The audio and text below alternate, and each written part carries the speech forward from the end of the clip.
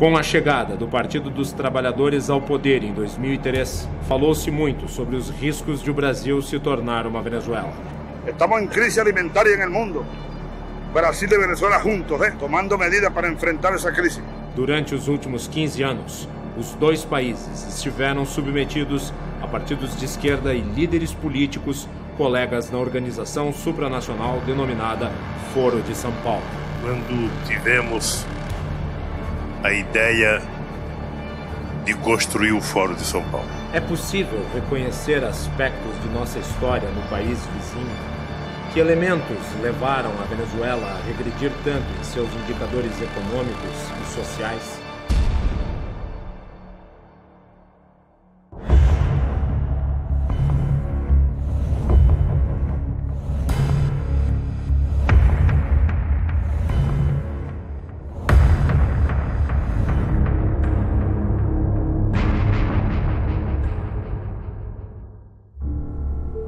A narrativa de esquerda, consolidada em países como Brasil, Argentina e Chile, é baseada no combate ao militarismo de direita durante as décadas da Guerra Fria.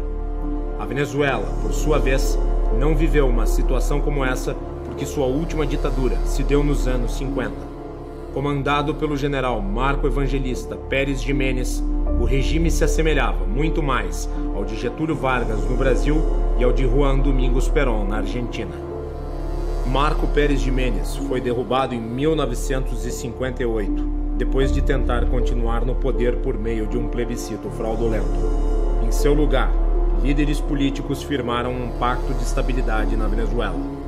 O acordo, chamado de Pacto de Punto Fijo, pregava o revezamento de diferentes partidos no poder e estabelecia uma agenda mínima que defendia a estatização gradual do setor petroleiro, reforma agrária, grandes obras públicas e ênfase em políticas de bem-estar social.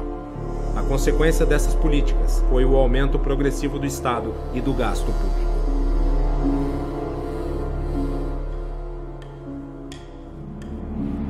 Ao mesmo tempo, grupos terroristas de esquerda, como as Forças Armadas de Libertação Nacional, FARC, abandonaram as armas e passaram a traçar novos planos.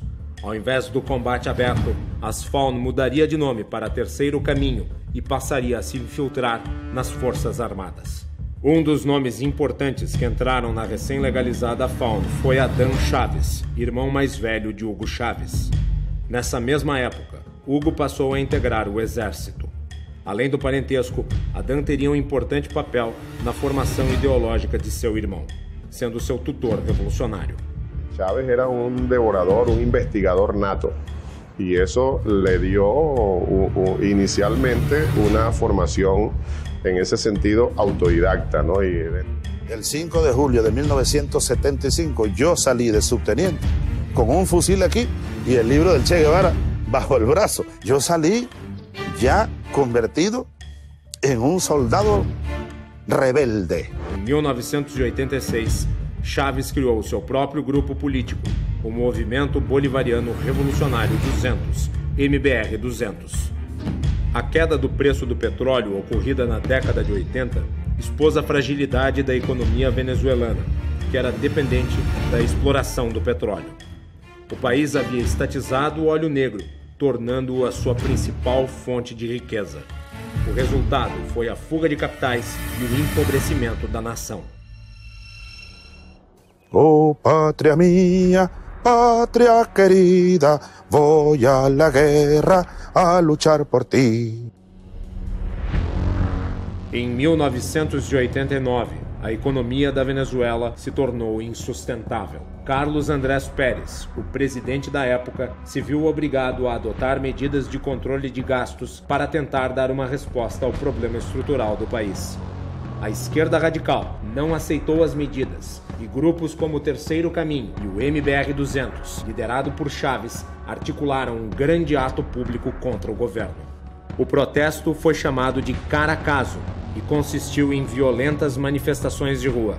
Ônibus foram queimados, prédios públicos e privados vandalizados e destruídos. Não restou alternativa ao governo, senão convocar o exército para repor a ordem em um país que estava prestes a convulsionar.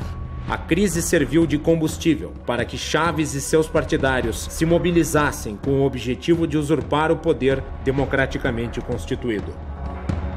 Em 4 de fevereiro de 1992, Chávez entrou em ação. Liderou unidades militares em Caracas com o objetivo de derrubar o governo. Eu, ante el país y ante ustedes, asumo la responsabilidad de este movimiento militar bolivariano. Nosotros acá en Caracas no logramos controlar el poder.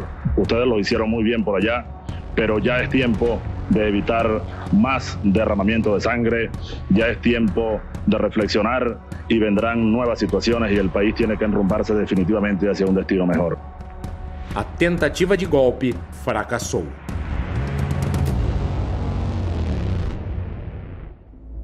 Erros táticos levaram Chávez e seus colaboradores a ficarem encurralados e sem comunicação. O líder golpista ficou impossibilitado de transmitir as fitas pré-gravadas nas quais incitava a população a tomar as ruas em um levante. Após cumprir 2 anos de prisão por liderar o golpe, Chávez abandonaria a carreira militar e adotaria as novas fórmulas de dominação política prescritas e orientadas pelo Foro de São Paulo. Fundado por Lula e Fidel Castro em 1990, o Foro de São Paulo se tornou a Assembleia Estratégica da Esquerda Latina e tinha entre seus participantes grupos narcoterroristas. Companheiro da direção do Fórum de São Paulo, evitar parte da chegada da esquerda ao poder na América Latina pela existência dessa cosita chamada Fórum de São Paulo. Hugo Chávez fundou em 1997 o Movimento Quinta República, MVR, aliança partidária de esquerda que lhe daria suporte para disputar a presidência. Chávez foi beneficiado pelo descrédito da classe política tradicional e acabou eleito com 56% dos votos. Quando concorreu ao governo da Venezuela, Chávez tentou passar a imagem de democrata. Dicen que no es demócrata. ¿Usted está dispuesto a entregar el poder después de 5 años? Claro que estoy dispuesto a entregarlo, no solamente después de 5 años, yo he dicho que incluso antes, porque nosotros vamos a proponer aquí una reforma constitucional, una transformación del sistema político para tener una democracia verdadera, mucho más auténtica. Si, por ejemplo, yo a los 2 años resulta que soy un fiasco, un fracaso, o cometo un delito, un hecho de corrupción o algo que justifique mi salida del poder antes de los 5 años, yo estaría dispuesto a hacerlo.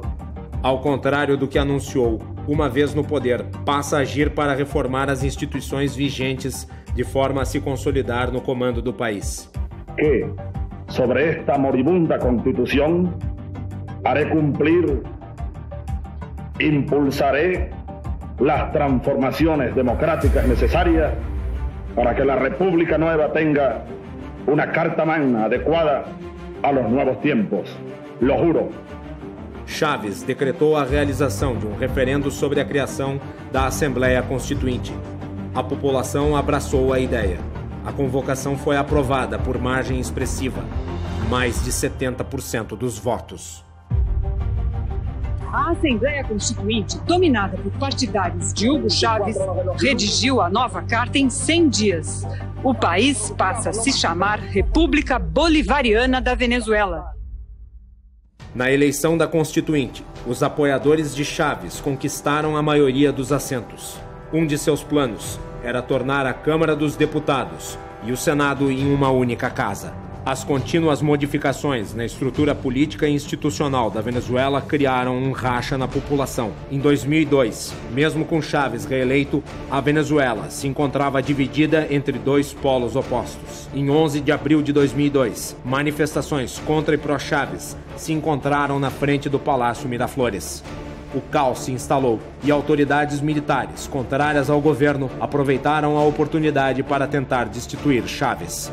O movimento, desastrado e feito de improviso, acabou sendo derrotado poucos dias depois. Presidente da República de Venezuela, juro ante Deus Todo-Poderoso. Chávez voltou ao poder depois que milhares de seus apoiadores tomaram as ruas do país. Com o argumento de ter sofrido um golpe, Chávez acentuou o radicalismo de suas ações e de seu regime. Responsabilizou os Estados Unidos e elegeu os membros da oposição, e veículos de imprensa como inimigos. Entre suas ações, fechou a principal emissora do país, a Rádio Caracas Televisión. Se le acaba en marzo la concesión de televisión. Se le acaba en marzo. Também reformou a estrutura da estatal petrolífera PDVSA, demitindo milhares de funcionários que haviam entrado em greve em 2003. Com isso, vinculou o futuro da empresa ao seu projeto de poder. No campo político, reformou a Corte Suprema venezuelana, tornando-a um apêndice do Executivo. Ampliou o número de juízes de 20 para 32. Com indicações de cunho político, foram integrados à corte 12 novos magistrados, todos eles fiéis bolivarianos. Quando surgiu a empresa Smartmatic, os processos eleitorais venezuelanos se tornaram eletrônicos e passaram a sofrer contestação por parte da oposição. A Venezuela acentuou sua aliança com Cuba e procurou aproximar-se da política do Oriente Médio. Os erros estratégicos dos adversários foram determinantes para Chávez aprofundar sua agenda.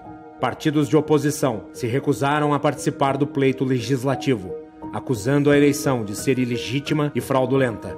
Seus líderes imaginavam que a ausência serviria para afastar o povo da votação, mas não foi o que aconteceu. O preço político foi alto. Sem representantes na Assembleia Nacional, os oposicionistas abriram caminho para que os bolivarianos tomassem completamente o legislativo.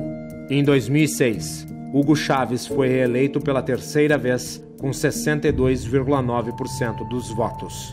Prometeu criar o socialismo do século XXI. Chávez tinha o objetivo de ficar para sempre no poder. Para isso, modificou a Constituição, que passou a permitir a reeleição ilimitada para o cargo de presidente. Esta Constitución fue elaborada pensando en todos. Esta Constitución recoge el sueño de tener un país donde vivamos en condiciones de igualdad. Na medida em que Chávez acumulava poderes, a economia despencava e empresários e investidores abandonavam a Venezuela. A Venezuela passou a ter contínuas crises de abastecimento. Alimentos e produtos essenciais se tornaram escassos. A insatisfação contaminou a população. Foram organizadas marchas e paralisações. A resposta chavista foi violenta. Mas não foi só a situação da Venezuela que começou a se deteriorar. Ao mesmo tempo, Chávez enfrentava graves problemas de saúde. Em meio a disputas políticas, ele se isolou em Cuba para tratar um câncer. Reeleito pela quarta vez, não conseguiu comparecer à sua própria posse, em virtude do agravamento de sua doença. Hugo Chávez morreu em 5 de março de 2013.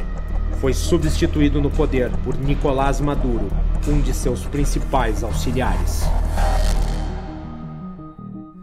Na eleição para a sucessão de Chávez, o oposicionista de centro-esquerda, Henrique Capriles, tentou convencer o eleitorado, simpático ao chavismo, de que ele não representaria uma ruptura.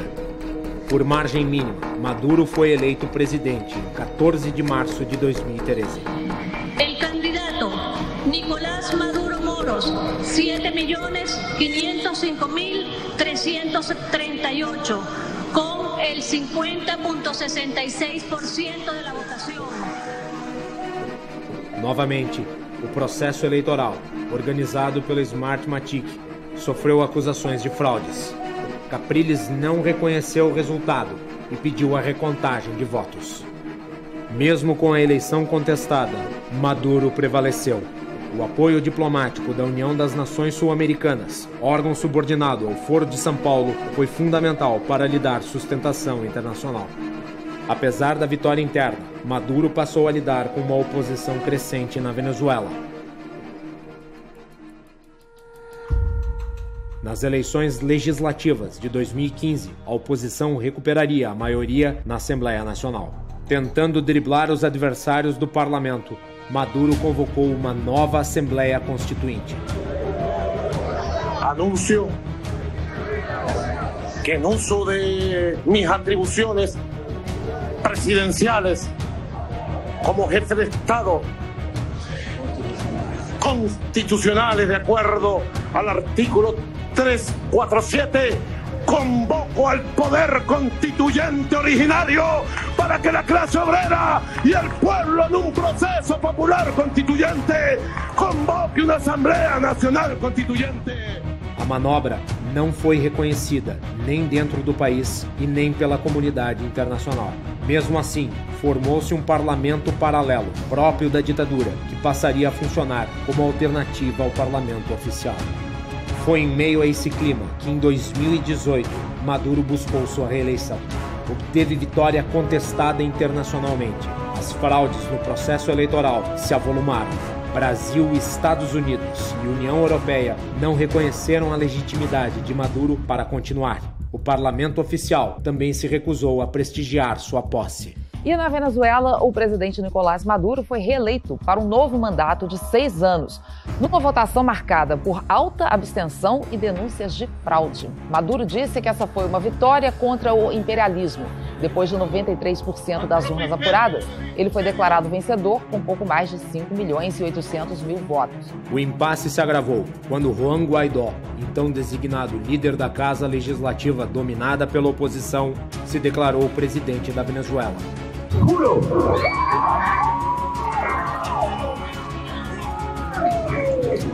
asumir formalmente las competencias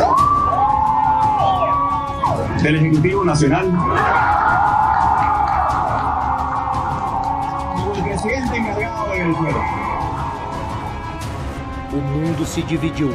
China e Rússia apoiaram o antigo regime. Já as nações ocidentais deram seu respaldo ao autoproclamado novo governante. Como a eleição de Maduro se deu por convocação da nova Assembleia Constituinte, controlada pelos chavistas e não pelo parlamento oficial, sua posse foi contestada como ilegal e ilegítima. Sem um presidente reconhecido, era Guaidó, o líder da Assembleia Nacional Constitucional, quem deveria assumir o governo interinamente. O processo de socialização da economia devastou a Venezuela, produzindo uma crise social sem precedentes. O desabastecimento frequente, já na época de Chávez, se aprofundou. Sem emprego e sem comida, parte da população iniciou um verdadeiro êxodo, fugindo para os países vizinhos. No âmbito interno, com o objetivo de esmagar os críticos, Maduro redobrou a repressão. Se no Brasil de 1964, as Forças Armadas tiveram um papel fundamental para evitar uma revolução comunista, na Venezuela foram elas seus principais agentes. A dificuldade da esquerda em implantar suas bases nas Forças Armadas do Brasil se deve ao fato de essa instituição ser majoritariamente positivista. O positivismo, ideologia que prega o conhecimento científico como única forma de conhecimento verdadeiro, já era muito disseminado entre militares brasileiros e foi a base intelectual do golpe que derrubou a monarquia e instaurou a república em nosso país em 1889. Com o fracasso da contaminação das Forças Armadas, a esquerda brasileira apostou na guerra cultural, que sempre foi desprezada pelos militares. A luta política passou a ser travada a partir do meio jornalístico e das universidades. Foi nesses ambientes que a esquerda criou a massa de militantes que apoiam o chavismo no Brasil. Não, só um minuto. Agora deixa eu só perguntar. Cuba é ditadura ou não? Não, não é uma ditadura. Gostem ou não, Maduro foi eleito com 67% dos votos do povo venezuelano. É isso aí. O senhor acha que a Venezuela é uma democracia? A Venezuela é uma democracia tão democrática quanto a brasileira e a americana. O bolivarianismo tinha como objetivo criar o socialismo do século XXI, uma atualização do modelo implementado pela União Soviética no leste europeu. Ao longo de 20 anos de poder, o resultado de sua ação foi a repetição dos mesmos crimes em massa, da mesma violência e do mesmo fracasso econômico vistos no socialismo do século XX. Karl Marx dizia que a história se repetia, a primeira vez como tragédia e a segunda como farsa. A Venezuela de Hugo Chávez e de Nicolás Maduro lhe deu razão, finalmente.